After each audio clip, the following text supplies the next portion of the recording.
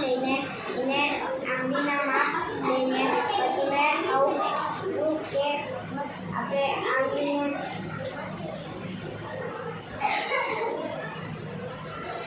પહેરીને આપણે આંગળીને વળશું તો અહીંયા બી આંગળી વળશે.